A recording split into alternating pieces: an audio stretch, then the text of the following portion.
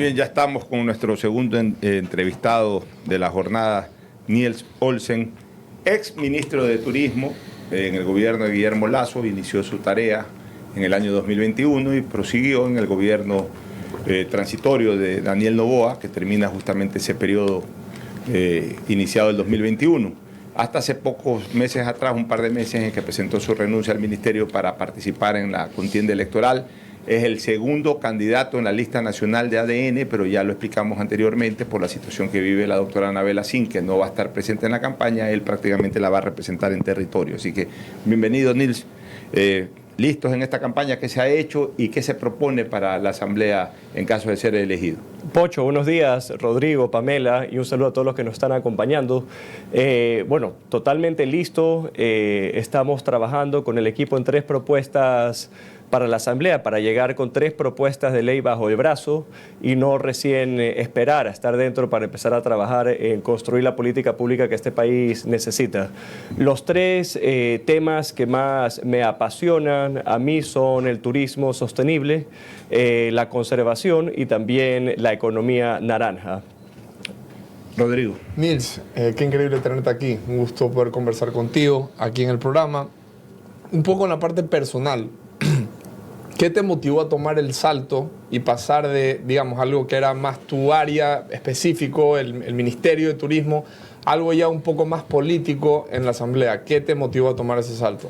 Creo que las principales razones de motivación son lograr ocupar estos espacios de poder para poder tener una institución respetada y que trabaje en favor de todos los ecuatorianos. Creo que todos los ecuatorianos somos testigos como en los últimos años hemos tenido una institución completamente obstructiva. Esto quiere decir que le mete el pie al Ejecutivo para que el Ejecutivo no pueda hacer su trabajo y que tenga un costo político. Esa no es la función de una institución tan importante como la Asamblea Nacional. La Asamblea Nacional tiene que estar fiscalizando y construyendo política pública por el bienestar de todos los ecuatorianos. Yo propongo trabajar en el turismo sostenible, trabajar en la conservación y trabajar en la economía naranja, y también estoy completamente comprometido a llevar los debates con altura. Pamela. Niels, tú hablas de política pública y es de verdad lo que debería suceder en este país. ¿Cómo pasar de esa política pública que actualmente es transitoria a que sea sostenible? Porque lo que existe en este momento es una asamblea que claramente entre el Poder Ejecutivo y el Legislativo hay una coartada constante. ¿Cómo lograr esa política pública sostenible si esa gobernabilidad parece más bien una cuestión de primeros meses y luego se rompe? Conciliando. Yo creo que si tú llevas los debates con buenos argumentos y pensando en el Ecuador, puedes llegar a puntos medios en favor de los ecuatorianos.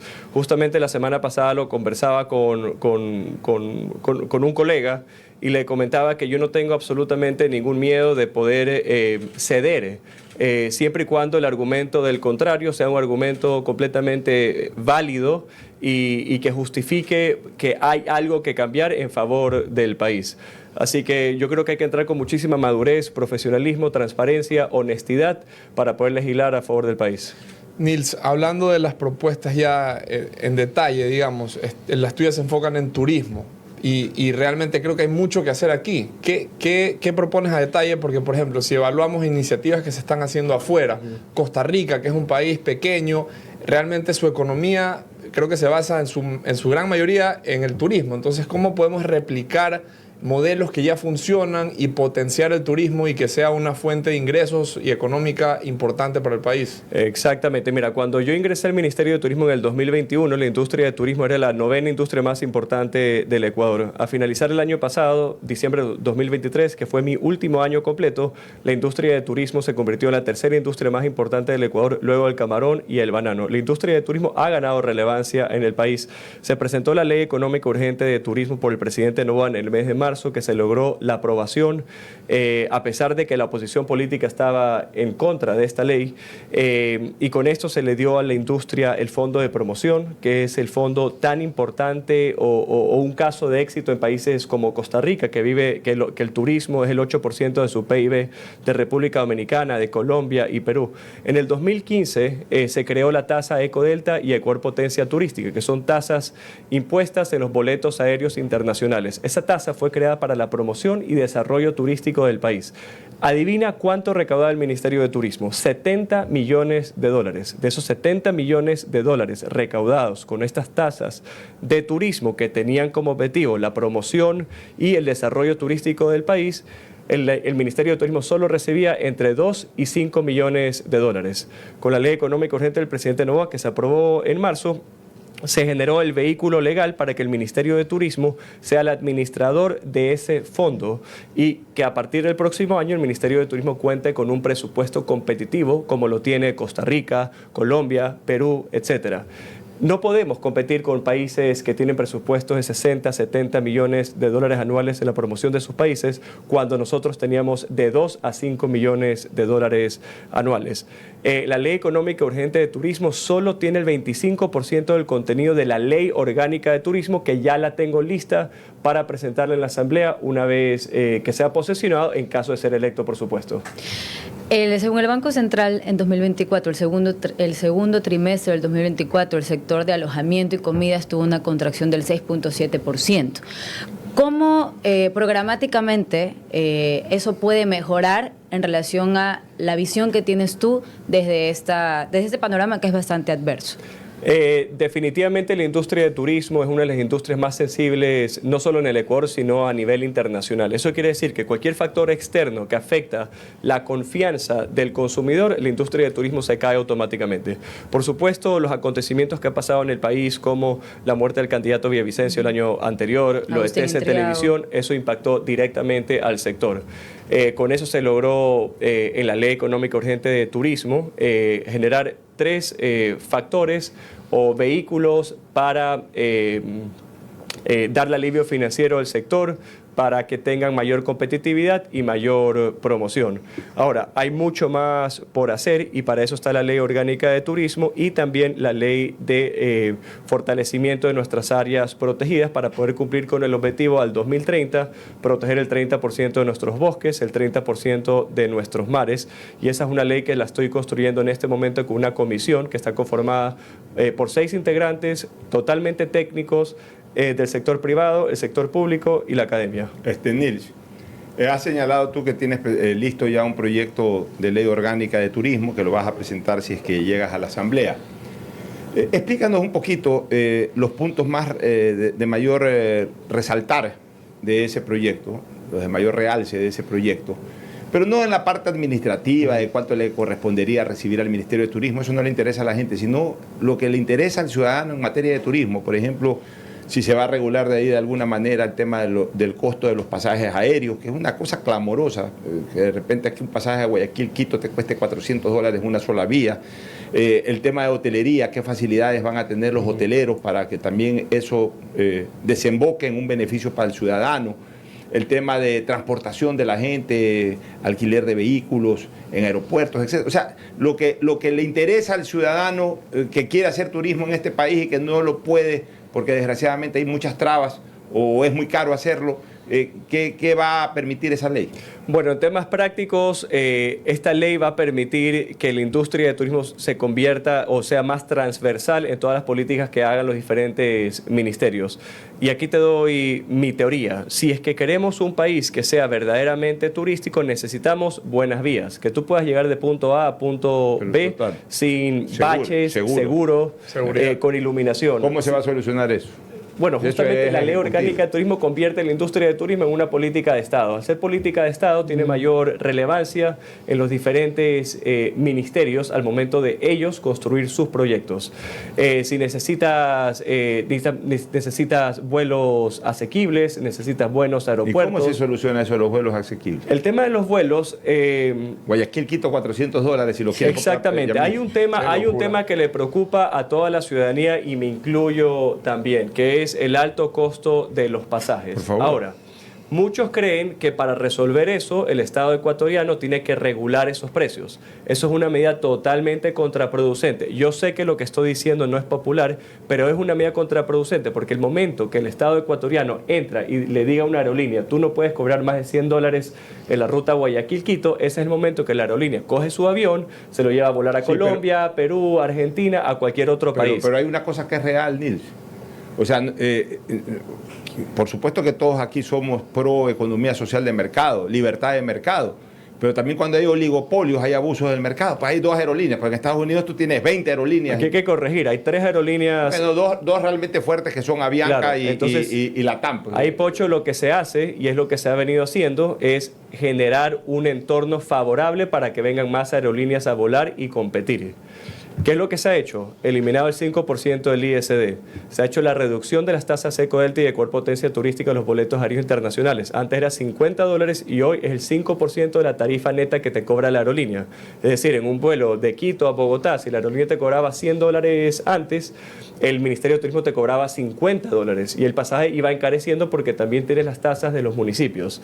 Hoy por hoy es... En ese mismo ejemplo sería $5 y no 50, y tienes un ahorro de $45 para el pasajero ecuatoriano, lo que nos ha traído otro problema, que ahora los vuelos internacionales a veces son más baratos que los vuelos domésticos. La otra acción que se ha realizado es la reducción progresiva del 5% del recargo del galón de combustible a las aerolíneas. El Ecuador, el único país en todo el mundo que le cobraba a las aerolíneas un recargo del 5% al galón de combustible, que eso se traduce a pasajes más caros domésticos también, y esa es la Ley Económica Urgente de Turismo. Del presidente Noboa se está eliminando de manera progresiva, 1 punto porcentual por año. Teníamos una 4ª aerolínea que entraba a volar a partir del 1 de julio de este año. Esta 4ª aerolínea, al momento que Argentina abrió sus cielos con el presidente Milei, decidió cambiar su operación hacia Argentina. No está cerrada para venir a volar a nuestros cielos, pero no lo esperemos que lo haga hasta el próximo año y hay una 4ª aerolínea operando y compitiendo en favor de los ecuatorianos. Nils, tú hablabas de economía circular. Te pregunto, Guayaquil tiene una iniciativa sobre economía circular a través de una empresa pública que es recientemente creada. ¿Cómo ves tú que ciudades, por ejemplo, como Guayaquil, o que se asemejan, por ejemplo, y no digo que se asemejan porque recién empieza el proyecto, pero que buscan ser similares a México, a Colombia, cómo ves que eso podría de alguna manera no solo tecnificar, sino tangibilizar esa propuesta que hoy nos estás comentando sobre ya hacer factible la economía circular en Ecuador? No estoy al tanto de la empresa del municipio de Guayaquil. Lo que sí te puedo comentar y la experiencia que tengo es con la ley de economía naranja en Colombia, que el presidente Iván Duque lo presentó en Colombia en el 2018 y ha logrado crear más de 100.000 empleos, y no solo eso, sino que logró que la ley de economía naranja pueda aporte al PIB en un 3.2%. Ajá. Ese modelo de éxito es lo que me gustaría poder replicar acá en Ecuador. La creatividad es completamente intangible, los ecuatorianos son muy creativos y ahí hay una oportunidad para desarrollar esa industria con políticas públicas competitivas y no inventando el agua tibia, sino replicando los casos de éxito en otros países como Colombia. Y sobre esto, el año pasado, el Ministerio de Turismo, a pesar de no ser una competencia directa, apoyó a la industria audiovisual con la participación de 2 eventos internacionales, uno en España y el otro en el Festival de Cannes, para poder anunciar este incentivo del presidente Noboa del 37% de cashback para todas las producciones audiovisuales que se rueden en Ecuador. Hoy por hoy, Colombia tiene el 35%, República Dominicana tiene un porcentaje inferior. Ecuador es hoy por hoy el país con mayores incentivos para rodar producciones audiovisuales en la región. Nils, ya entrando de lleno un poco más al tema político, porque por más de que vas a tratar asuntos de turismo, que es tu fuerte, vas a estar metido en la asamblea y lidiando con todos estos temas políticos. Ya nos diste un poco cuál es tu interpretación de lo que está pasando, pero ¿cómo ves la relación actual entre la asamblea y el gobierno y qué quisieras hacer diferente tú una vez estando como asambleísta? ¿Cómo lo veo la relación actual? Quebrada, por decirlo de alguna manera. ¿Cómo me gustaría que sea? Una relación conciliadora que tenga como objetivo trabajar en el desarrollo de nuestro país. Yo fui ministro de Turismo por 3 años y medio. Evité distraerme con con polémicas de la política y me enfoqué principalmente en hacer mi trabajo para lo que fue el presidente que me escogió. Si es que soy electo para entrar a la Asamblea, me voy a mantener en mi carril, trabajando fuerte por las cosas que yo creo, y cuando tenga que trabajar en cosas, en temas que no son de mi área de expertise, porque no soy experto en todo, estoy completamente comprometido a estudiar, inteligenciarme, educarme para poder llevar un debate con altura. Nils, ¿te gustaría ser presidente de la Asamblea si eres elegido para formar parte de la misma y siendo hoy la cabeza visible de la lista nacional de ADN? Si hubiera los votos, ¿está en tus pretensiones o en tus sueños ser presidente de la Asamblea? Definitivamente no está en mis pretensiones, tampoco está dentro de mis sueños. Nils, creo que la pregunta que cabe ahora, porque él hizo una pregunta muy política y él una más política todavía, ¿cómo tú ya sentado en tu curul, ya siendo asambleísta, cómo verías tú el hecho de que, por ejemplo, lo que pasó hace poco, esto de que esta ley de lavado de activos pasó al registro oficial y la Asamblea dice que esto es inconstitucional, el gobierno defiende que en efecto no se requería, o se requería un segundo debate para que esto en efecto pase, o que no se archive en primer debate? ¿Cómo tú como asambleísta ya sentado, viendo todo este escenario adverso, qué opinión te da el hecho de que hay una Asamblea que defiende unas cosas, un Ejecutivo que defiende otras, y el pueblo o la ciudadanía realmente no entiende qué está pasando? Eso es lo que justamente hay que cambiar. La Asamblea los asambleístas tienen dos propósitos principalmente: fiscalizar y legislar. Y cual sea el asambleísta que no está haciendo su trabajo debe irse a su casa o titularizar a su alterno. Sobre este tema en particular, he visto que el presidente o el gobierno ha actuado en base al derecho y tomó la decisión correcta. Los asambleístas no hicieron su tarea en revisar lo que dice la propia ley y cometieron el error de archivar en el primer debate. Nils, ya para cerrar, disculpa que vuelva al turismo, pero es tu fuerte y estás identificado mucho siendo ministro de esa actividad del país. Mira, algo que a mí siempre me ha dejado una inquietud, que es el tema de los aeropuertos. No. Poca actividad en los aeropuertos amazónicos, que si hay 2 o 3 por ahí.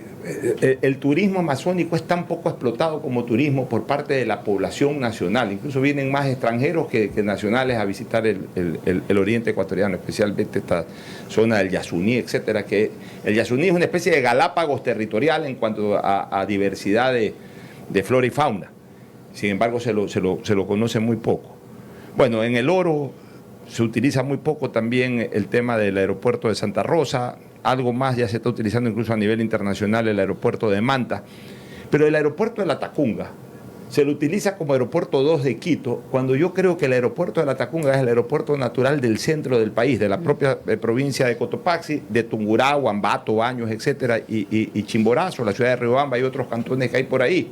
Debería haber no menos de un vuelo diario. Y ese aeropuerto debería estar equipado también con un centro de alquiler de vehículos que le permitan a la gente ir un par de días ahí mismo, llegan en avión, alquilan un carro a buen precio y pasean por el centro del país, o sea, estimular un poco el turismo, porque ese aeropuerto no se usa. Estoy completamente de acuerdo contigo, Pocho. Yo creo que estos aeropuertos que han mencionado, primero que todo, deben ser concesionados a una empresa para que les dé movimiento y que sean más agresivos en la comercialización y en la promoción de sus aeropuertos, como lo hace el aeropuerto de Guayaquil y de Quito. Ellos viajan a todos los eventos internacionales y están agresivamente vendiendo el destino y sus aeropuertos para que aerolíneas conecten y les paguen sus tasas, ¿no? Al final del día es un negocio. Pero cuando tienes aeropuertos administrados por el Estado, no tienes una acción o una gestión proactiva para buscar que estas aerolíneas conecten con sus aeropuertos. El aeropuerto de La Tacunga podría convertirse fácilmente en el segundo aeropuerto más importante de la región norte del país, incluso atraer aerolíneas de bajo costo, porque las tasas y los impuestos que pagan las aerolíneas en ese aeropuerto son más económicos que un aeropuerto como el de Quito. Pero no se hace nada al respecto. Claro, pero ahí también tienes dos cosas. Tienes desde en este caso el administrador de esos aeropuertos, que es la Dirección General de Aviación Civil. Yo creo que deben esos aeropuertos concesionarse al sector privado, pero luego también tienes el interés de la aerolínea o el sector privado de decir, oye, hay un aeropuerto, yo quiero volar ahí y hacer la solicitud. ¿Y esas concesiones deberían de darse a través de ley o ya hay la facilidad? Esas concesiones son a través del Ministerio de Transporte y Obras Públicas con la Dirección General de Aviación Civil, ya, que es el responsable. Y una última pregunta ya de este tema. ¿Cómo están las frecuencias aéreas Guayaquil-Cuenca? Me parece que no existen. O si existen, no, claro. ¿Un vuelo a la semana o no, algo? En este momento, si no me equivoco, ya a partir de esta semana ya iba a haber un vuelo diario. O sea, esta semana recién, pero antes no había ni siquiera vuelos. Antes no habían vuelos. Hace 40 años, casi 50 años volé en SAN por primera vez a Cuenca, había todos los días 2 vuelos de SAN. En esa época era la compañía SAN la que volaba a Cuenca, Guayaquil, Cuenca, Cuenca, Guayaquil, 2 veces al día. Hace 50 años, en Jet Carabel. Y estamos en el siglo XXI, año 2024, y recién esta semana hay un vuelo a Cuenca. No, ya han incrementado las frecuencias. Antes eran de 3 y ahora está subiendo de 5 a 7. Y claro, hace 40 años la carretera de Guayaquil a Cuenca no era lo que es ahora. Entonces no tenías tanta opción o era mucho más fácil volar que ir en carro, ¿no? Muy bien, te agradecemos, Nils. Te deseamos suerte. Insisto, Nils Olsen es el segundo candidato en la lista nacional de ADN, pero es el que se está haciendo responsable de esa campaña, ya que la doctora Anabel Asín, que encabeza nominalmente la lista, ya ha anunciado públicamente que va a estar alejada de la campaña por atender la salud de su señor esposo. Gracias por tu presencia. Muchísimas gracias, Pocho, Pamela y Rodrigo. Gracias.